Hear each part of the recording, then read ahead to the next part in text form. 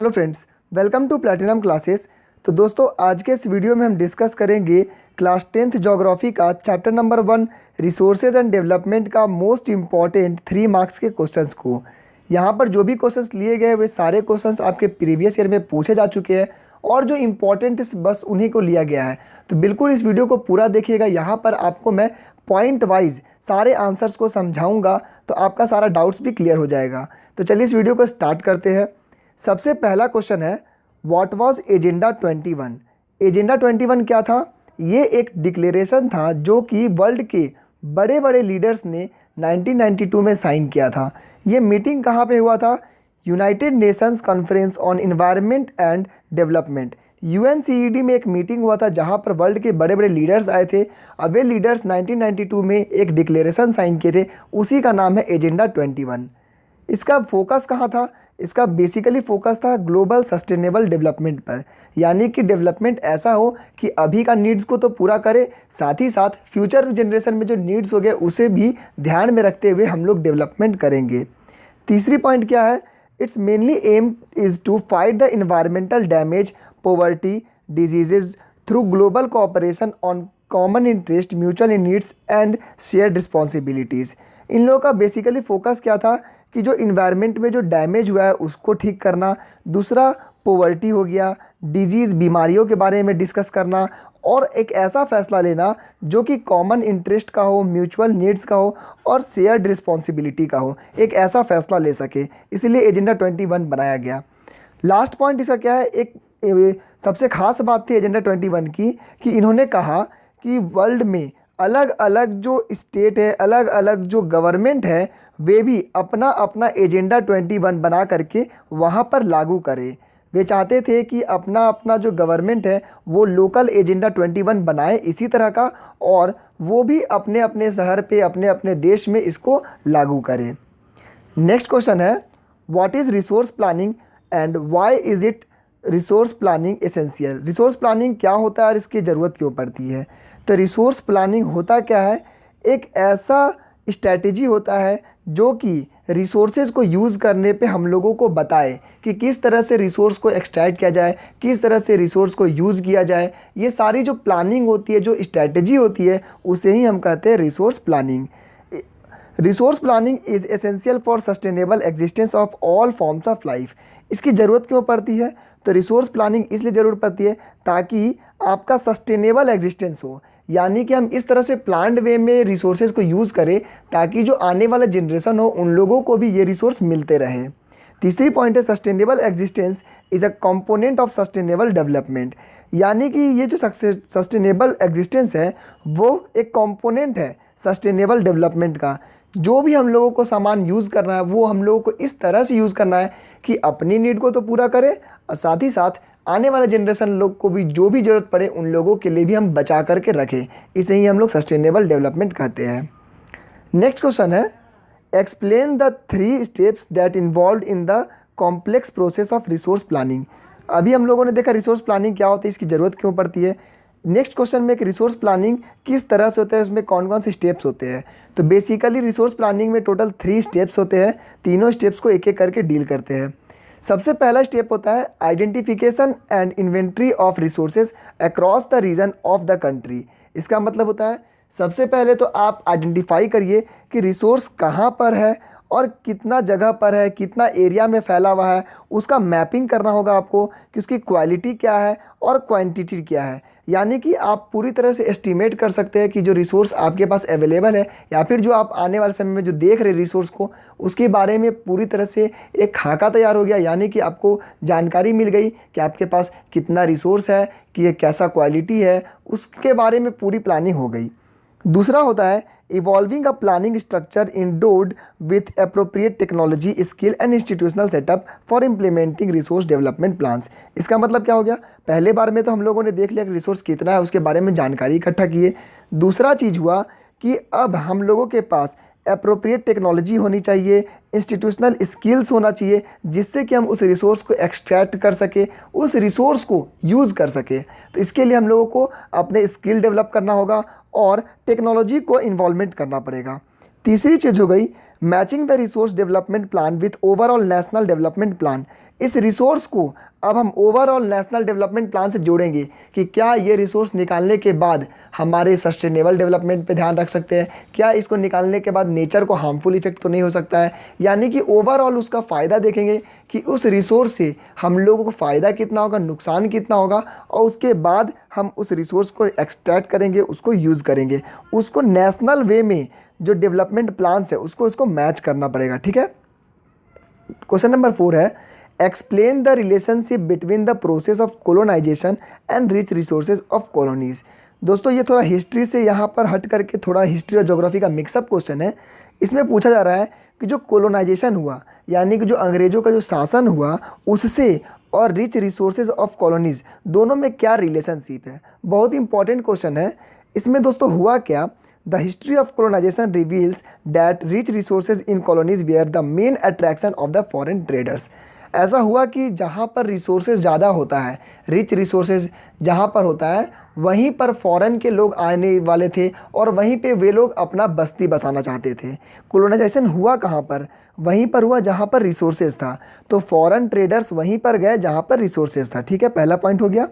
दूसरा हो गया, it was primarily the higher level of technology के development colonizing countries that helped them to exploit resources of other regions and established other their supremacy over colonies। इसका मतलब क्या हो गया, तो जहाँ पर रिसोर्सेज था वहीं पे फॉरेन ट्रेडर्स गए, पहला चीज़।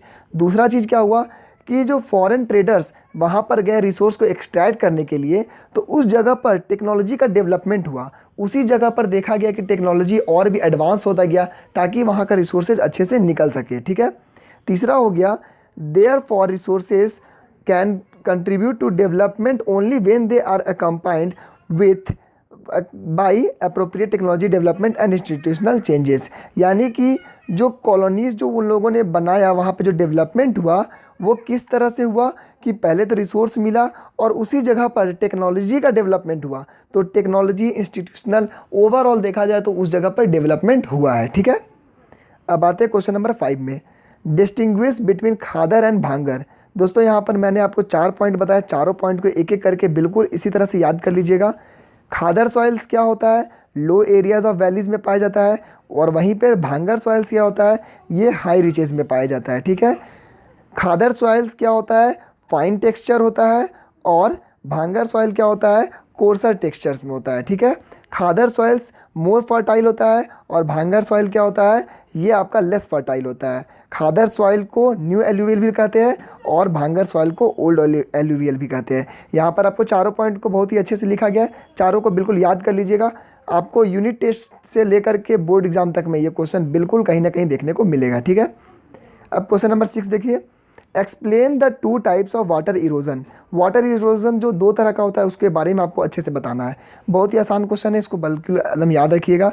सबसे पहला होता है शीट इरोजन। शीट इरोजन क्या होता है कि जो टॉप लेयर ऑफ सॉइल होता है वो रिमूव हो जाता है over a large area bye running water. यानी कि एक आपका ज़मीन है, यहाँ पर जो पानी बह रहा है, तो पानी बहने की वजह से आपका बहुत बड़ा एरिया का टॉप लेयर जो सॉइल है वो यहाँ से बह गया, मतलब कि वो इरोज कर गया। इससे क्या हो गया, शीट इरोजन कहेंगे। मतलब एक साथ देख, आप इसको इस तरह से समझ सकते हैं कि पेपर का शीट कैसे होता है, उस तरह से पूरा पेपर का शीट पूरा एक तरह से सरक जाता है, उसी तरह से जो सॉइल है वो भी पूरा शीट की तरह पूरा सरक जाएगा। ठीक है। दूसरा है गली इरोजन।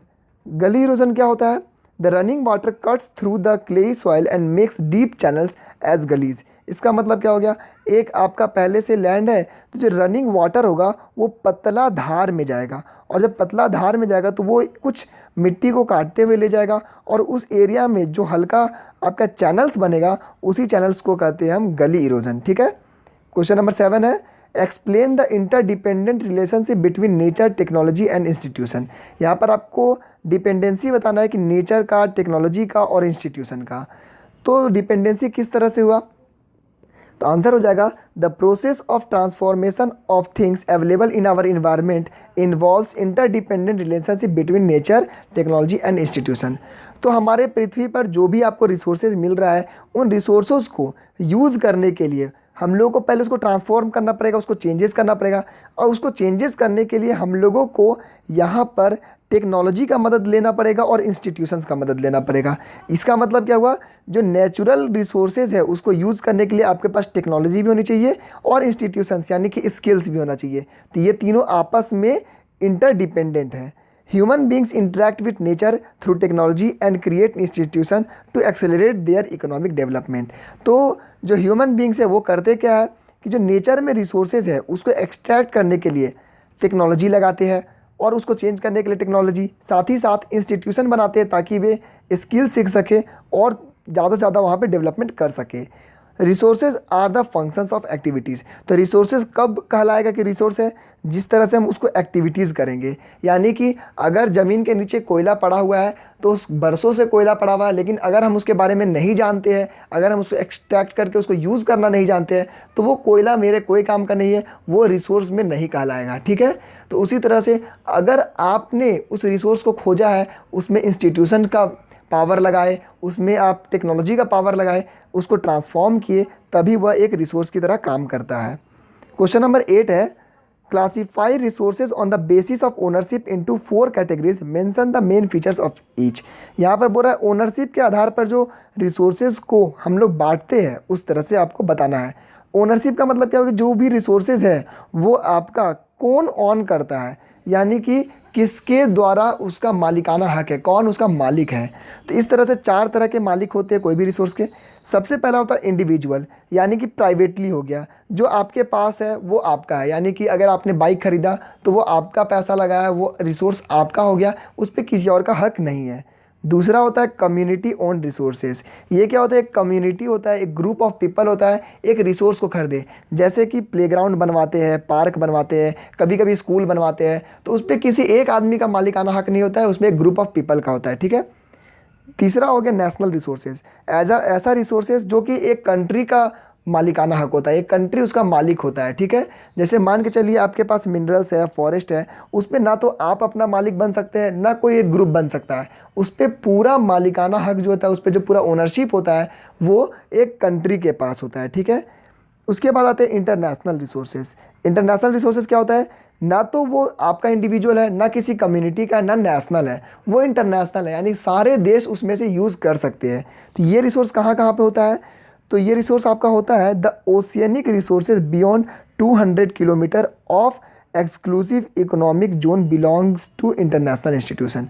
यानी कि जो इंडिया का अगर आप मैप यहाँ पे देखें और यहाँ पे जो आपका ओशियन है, वाटर है, तो यहाँ से अगर हम 200 किलोमीटर तक जाएंगे तो इस एरिया का रिसोर्स तो इंडिया यूज़ करेगा, लेकिन बियॉन्ड 200 किलोमीटर जो इस एरिया का जो बचेगा एरिया, उस एरिया पे मालिकाना हक पूरे देश का होता है, कोई भी देश उसमें यूज़ कर सकता है। उसमें आप बाद में डिटेल पढ़ेंगे कि किस तरह से यूज़ कर सकता है। इतना समझिए कि 200 किलोमीटर के बाद का जो रिसोर्स होता है वो आपका हो गया इंटरनेशनल रिसोर्सेज।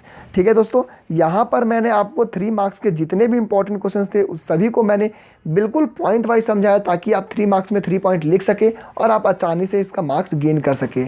आई होप कि आप लोगों को ये चैप्टर बहुत ही आसानी से समझ में आया होगा। आपने कमेंट में राय ज़रूर बताया कि आपको नेक्स्ट वीडियो किस टॉपिक पे चाहिए, उस पर ज़रूर बनाएंगे। और अगर आप नए हैं तो चैनल को सब्सक्राइब करके बेल आइकन दबा लीजिए और दोस्तों के साथ शेयर करिए ताकि उनको भी इसका बेनिफिट मिल सके। आज के इस वीडियो में बस इतना ही। Thank you and have a nice day.